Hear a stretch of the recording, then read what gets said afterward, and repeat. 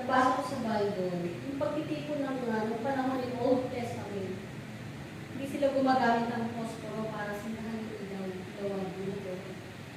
Alam mo, sino nagsisindi ng ilaw? Amang Yahweh.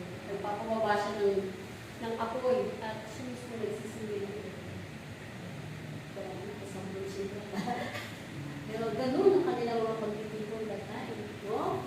Hindi ko na matandaan basahin. Old Testament, ganun. Walang posporo. Wala sa langit, bumababa yung apoy at siya mismo nagsisindi ng mga ilawan sa kanilang mga pagtitipon. So, ganun ka kahiwaga. Amen? At ganun si Amang Yahweh kung paano niya salamuha sa kanyang mga bayan. Amen? Sa kanyang iniling bayan ang Israel. No? Ito na nga, napakapalad po natin sapagkat ngayon ay maririnig natin sa Amang Yahweh na magsasalita sa oras nito.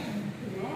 Kaya nga po, dadako na po tayo ngayon sa ika-4 na kapahayagan ng Espiritu Santo, may pagkakaloob ng ating ina sa Bagong Jerusalem, inang Men, Ma'am Nel, at Sender Katasyon ng Espiritu Santo, may pagkakaloob ng ating